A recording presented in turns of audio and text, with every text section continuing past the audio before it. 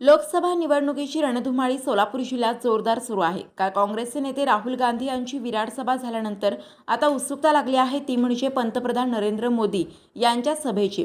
तत्पूर्वी आज सोलापूर जिल्ह्याचे माजी पालकमंत्री लक्ष्मण ढोबळेकर यांच्याशी माध्यमांशी संवाद साधला असता शरद पवार, विजयसिंह मोहिते पाटील, सुशीलकुमार शिंदे यांच्या बाबत बोलताना वारसदारांचा विषय आला की संविधान धोक्यात येते असे प्रतिपादन केले आहे। तर पाहूया काय म्हणाले ते। सर, राहुल गांधींची सभा झाली, आता मोदी साहेबांची सभा होणार आहे। सोलापूर आणि माढा लोकसभा मतदारसंघामध्ये वातावरण तापायला लागले, काय सांगाल? देशाच्या लोकसभेच्या निवडणुकीला आता टोकाचा संघर्ष सुरू झालेला आहे।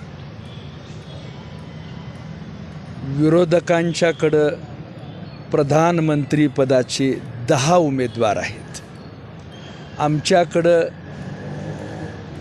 तिसऱ्यांदा भारताचा पंतप्रधान व्हावा म्हणून मोदीजी हे प्रभू रामचंद्राचे भक्त म्हणून एकच उमेदवार आहेत। याच्यामध्ये 6 महिन्याचे 10 पंतप्रधान करायचे आणि त्यांना देश कळोस्तर दुसऱ्यांनी बदली करायची, हे खूपच वाईट आहे।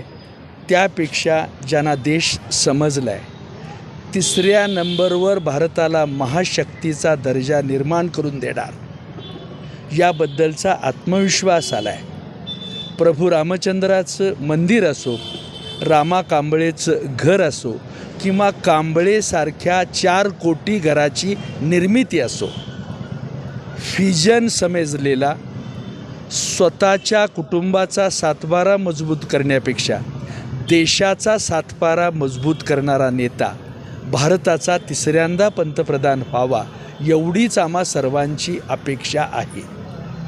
ते घडणार, त्यामध्ये यश येणार, अयोध्येच्या रामाचा आशीर्वाद मिळणार, याची खात्री वाटते। नमस्कार। माढ्यामध्ये काय होईल सर? सगळे दोन्हीही जागा अधिक बहुमतानं निवडून येतील। मोहिते पाटलांचं काय पराभव जाणवणार नाही? पण पुढच्या 50 वर्षाचं अमर अकबर अंतेनी म्हणून 3 जण मोठा दावा करतायत। पुढच्या 50 वर्षाचं व्हिजन शिंदेसाहेब असोत, पवारसाहेब असोत आणि आपले विजयदादा असोत, 3ही मोठी माणसं आहेत, अनुभव मोठा आहे। घर पायाला भिंगरी बांधून अवघ्या जिल्ह्यात फिरून जिल्ह्याचं चित्र बदलून टाकू असं त्यांचं स्वप्न आहे। पुढच्या 50 वर्षाचं नियोजन त्यांनी केलेलं आहे। या अशा वयात त्यांच्या धाडसाचं मी कौतुक करतो। पण पन्ना प्रमुख, वार्ड प्रमुख, बूथ प्रमुख, शक्ती केंद्र प्रमुख आणि सुपर वॉरियर्स अशा पद्धतीनं एका बूथवर मोठ्या कष्टानं उभी राहिलेली ही तरुणांची फळी आपल्या पुढच्या भविष्याचं इतिहास कसा असावा त्याचं बेसमेंट करण्यासाठी धडपडत आहेत। अशा वेळेला तरुणाईच्या शक्तीला साथ देणं हेच अधिक शहाणपणाचं आहे। त्यामुळं ज्यांना देश समजला आहे, ज्यांनी राष्ट्राची बॉर्डर सुरक्षित केलेली आहे, गेल्या 10 दिवाळीचे फराळ जिगरबाज सैनिकांच्या गराड्यात दिवाळीचे फराळ साजरे केलेत, त्यांना देश समजला आहे, त्यांना देश कळला आहे। त्यामुळं 17,000 परदेशात जाऊन शिकणाऱ्या पोरांना एका फोनच्या जोरावर सुरक्षितपणानं देशात आणणारा भारताचा पंतप्रधान याआधी 17-20 पंतप्रधानामध्ये कुणी भेटला नाही।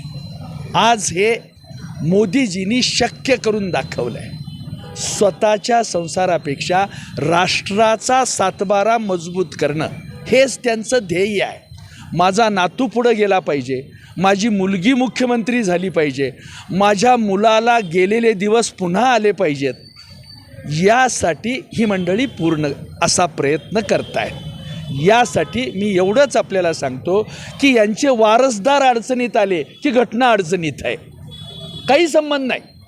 चंद्र सूर्य असेपर्यंत घटनेला कुणी हात लावत नाहीत। आनंद आंबेडकरांच्या सारखा तापड नेता जर कुणी घटनेला हात लावणारा त्यांना भेटला तर त्याच्या तोंडातले दात नीट ठेवणार नाही तो. अशी अनेक जीव ओवाळून टाकणारे बाबासाहेबांचे अनुयायी आज जिवंत असताना ह्या पद्धतीची भाषा घटनेबद्दल बोलणं ही अत्यंत नामुष्कीची गोष्ट आहे. ज्यांनी मसुदा समितीत बाबासाहेबांना येऊ दिलं नाही, त्या संस्कृतीनं काँग्रेसच्या आत्ता संविधान अडचणीत आहे असं सांगावं, हे केवळ वारसदार अडचणीत आला की संविधान अडचणीत आले असं सांगत राहतात. मला तिसऱ्यांदा भारताचा पंतप्रधान होण्यासाठी क्षमता असलेला एवढा एकच नेता आहे. नगरसेवक असला तरी वर्षातून एकदा परदेशात जातो, आमदार असला तरी परदेशात जाऊन येतो, पण गेल्या 10 वर्षात, गेल्या दशकात भारताच्या प्रधानमंत्र्यांनी रजेवर जाण्याचा अर्ज आपल्या आयुष्यात दिला नाही. सर्वस्वाचा त्याग करून देश मोठा करणं, देशाला वैभवशाली बनवणं, एवढीच एकमेव ताकद देशाचा GDP वाढवणं हेच त्यांचं ध्येय आहे. म्हणून तिसऱ्यांदा भारताचं पंतप्रधान व्हावं ही आम्हा सगळ्यांची अपेक्षा आहे. ओके.